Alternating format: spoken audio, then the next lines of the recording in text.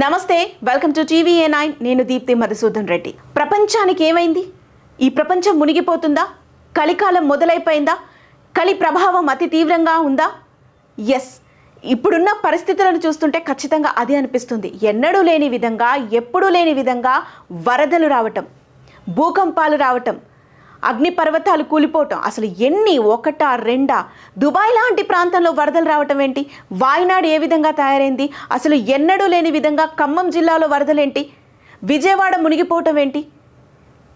అసలు వర్షాల తీవ్రత ఈ రేంజ్లో ఉంది అంటే చలి తీవ్రత దానికి మించి. ఈ సంవత్సరం చలి అతి తీవ్రంగా ఉంటుందట, ఎన్నడూ లేని విధంగా ఉంటుందట.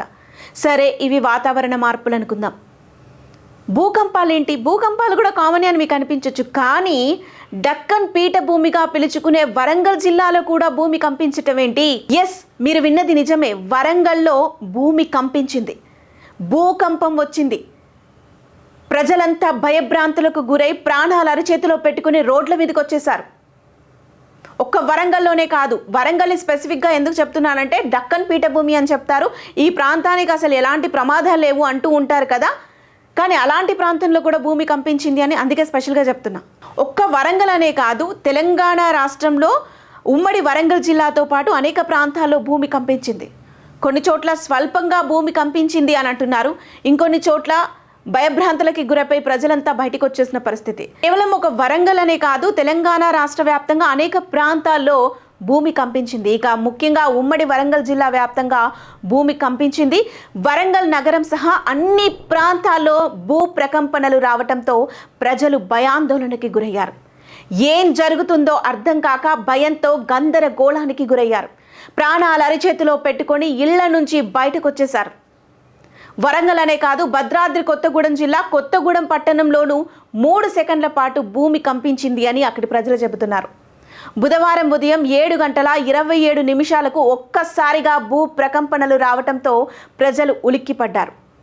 ఒక వరంగల్ అలాగే కొత్తగూడెం అనే కాదు, హైదరాబాద్లో కూడా కొన్ని ప్రాంతాల్లో బోరబండ, రెహమత్ నగర్, కార్మిక నగర్, యూసఫ్గూడలో కూడా కొన్ని సెకండ్ల పాటు భూమి కంపించింది అని అక్కడ స్థానికులు చెబుతున్నారు. అలాగే సికింద్రాబాద్లోని బేగంపేట్, హిమాయత్ నగర్, రాజేంద్ర నగర్, హయత్ నగర్ ప్రాంతాల్లోనూ సెకండ్ల పాటు ప్రకంపనలు వచ్చినట్లు తెలుస్తోంది. ఉమ్మడి నల్గొండ జిల్లాలోనూ స్వల్పంగా కనిపించిందని సమాచారం. అలాగే నల్గొండ పట్టణం, సూర్యాపేట జిల్లా, ఆత్మకూరు మండలం, అలాగే పాతర్లపాడు, నూతనకల్, హుజూర్ నగర్ ప్రాంతాల్లో సెకండ్ల పాటు భూమి కంపించింది. అలాగే మనుగూరు సబ్ డివిజన్ వ్యాప్తంగా కొన్ని సెకండ్ల పాటు భూమి కంపించింది. ఉదయం 7:28 భూ ప్రకంపనలు వచ్చాయని స్థానికులు చెబుతున్నారు. ఇక మహబూబాబాద్ జిల్లా గంగారంలో భూమి తీవ్రంగా కంపించింది. దీని దెబ్బకి కుర్చీలో కూర్చున్న వారు సైతం కింద పడిపోయారని స్థానికులు అంటున్నారు. ఇల్లందు పట్టణంతో పాటు మండలంలోని పలు గ్రామాలలో కూడా స్వల్పంగా భూమి కంపించింది. ఒక్కసారిగా ఇల్లు కదలటంతో ప్రజలు భయంతో ఇళ్ల నుంచి పరుగులు తీశారు. కరీంనగర్, విద్యానగర్లోనూ భూమి కంపించింది. నిలబడిన వారు సైతం ఒక్కసారిగా పక్క కొరిగారు. పెద్దపల్లి జిల్లా గోదావరికని, అలాగే సుల్తానాబాద్, కరీంనగర్, హుజూరాబాద్లో సైతం భూ ప్రకంపనలు వచ్చాయి. ఇక ములుగు జిల్లా మేడారంలో భూకంప కేంద్రం ఉన్నట్టు సమాచారం. అయితే మేడారంలో సెప్టెంబర్ 4న 1,00,000 వృక్షాలు కూలిపోయాయి. అది కూడా ఎన్నడూ లేని విధంగా, టొరెండో అంటారు. సరిగ్గా 4 నెలల తర్వాత ఇప్పుడు అదే ప్రాంతంలో భూకంపం వచ్చింది. మంచిర్యాల, కొమరంభీం జిల్లాల్లోనూ పలు ప్రాంతాల్లో అతి స్వల్పంగా, ఈ ప్రాంతంలో అయితే కొంచెం తక్కువగానే భూమి కంపించింది. ఇక కేవలం తెలంగాణ అనే కాదు, అటు ఆంధ్రప్రదేశ్లో కూడా కొన్ని ప్రాంతాల్లో భూ ప్రకంపనలు వచ్చాయి. ముఖ్యంగా ఎన్టీఆర్ జిల్లా విజయవాడలో పలు సెకండ్ల పాటు భూమి కంపించింది. దీంతో పాటు జగ్గయ్యపేట పరిసర గ్రామాల్లో సైతం భూమి కంపించింది. దీంతో ఇళ్ళు, అపార్ట్మెంట్ల నుంచి ప్రజలు ప్రాణ భయంతో బయటకి పరుగులు పెట్టారు. ఇక రాజమండ్రిలోనూ అతి స్వల్పంగా భూ ప్రకంపనలు వచ్చాయని అక్కడ ప్రజలు చెబుతున్నారు. పెనుగంచిప్రోలు, గంపలగూడెం, పాత తిరువూరులో ఉదయం 7:40 కొన్ని సెకండ్ల పాటు ప్రకంపనలు వచ్చాయని స్థానికులు అంటున్నారు. అలాగే విజయవాడకి సమీపంలో ఉన్న మైలవరం నియోజకవర్గంలో కూడా ఇదే పరిస్థితి. ఇక మైలవరంలో చూసినట్లయితే రెడ్డిగూడెం, నందిగామ, కంచికచెర్ల మండలాల్లో కూడా స్వల్పంగా భూమి కంపించిందని అక్కడ స్థానికులు చెబుతున్నారు. దీంతో పాటు అటు ఏలూరు జిల్లా నూజివీడులోనూ భూ ప్రకంపనలు వచ్చాయి. కొన్ని సెకండ్ల పాటు ఇల్లు, భవనాలు కదిలినట్లు స్థానికులు చెబుతున్నారు. భయాందోళనతో రోడ్లపైకి పరుగులు పెట్టారని వాపోతున్నారు. తూర్పుగోదావరి జిల్లా దేవరపల్లి, గోపాలపురం మండలాల్లో కూడా భూమి కంపించింది.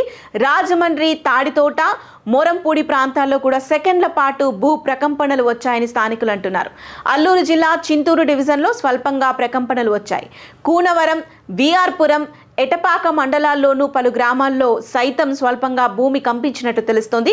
కాకినాడ జిల్లా ప్రత్తిపాడు, ఏలూరు జిల్లా ద్వారకా, తిరుమలలో ఉదయం 7 గంటల సమయంలో సెకండ్ల పాటు భూమి కంపించింది. ప్రకంపనల ధాటికి ఇళ్లలోని వస్తువులు సైతం కింద పడిపోయినట్లు అక్కడి స్థానికులు చెబుతున్నారు. సో మొత్తంగా చూసినట్లయితే 7 గంటల 20 నిమిషాల నుంచి దాదాపు 7 గంటల 40 నిమిషాల ప్రాంతంలో, అంటే ఒక 20 నిమిషాల పాటు అనేక ప్రాంతాల్లో భూమి కంపిస్తూ అలా వెళ్ళిన పరిస్థితి అయితే మనకు క్లియర్గా కనిపిస్తోంది.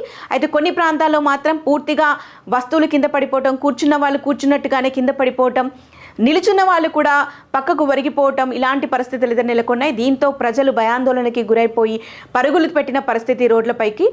సో చూస్తున్నట్లయితే అంటే ఎన్నడూ లేని విధంగా పరిస్థితులు అయితే చాలా మారిపోతున్నాయి. ఇదంతా కూడా మానవ తప్పిదాలే అంటారు సైంటిస్టులు. ఎందుకంటే మనం చేసే కొన్ని తప్పుల వల్లనే అటు భూమి కానీ ఆకాశం కానీ పూర్తిగా బగబగా మండిపోతుంది. అందుకే ఇలాంటి పరిస్థితులు అయితే నెలకొంటున్నాయి. వరదలు వచ్చినా కూడా మనం చేసిన తప్పులే. అది ఎండ తీవ్రత ఎక్కువగా ఉన్నా మనం చేసిన తప్పులే, చలి తీవ్రత ఎక్కువగా ఉన్నా మనం చేసిన తప్పులే. సో మనం ఏం తప్పులు చేస్తున్నాం ఏంటి అనే విషయాన్ని నేను మరొక వీడియోలో చెప్పే ప్రయత్నం చేస్తాను. సో దయచేసి జాగ్రత్తగా ఉండండి. ఇదైతే ప్రస్తుతానికి భూకంపం అయితే అంటే భూ ప్రకంపనలు అయితే ఆగిపోయాయి. సో ఎక్కడి వాళ్ళు అక్కడే జాగ్రత్తగా ఉండొచ్చు, టెన్షన్ పడాల్సిన అవసరం లేదు. ఇక మీ ప్రాంతంలో కూడా ఇలాంటి పరిస్థితి నెలకొందా? అయితే అక్కడ ఏం జరిగింది కామెంట్ రూపంలో మాకు తెలియజేయండి.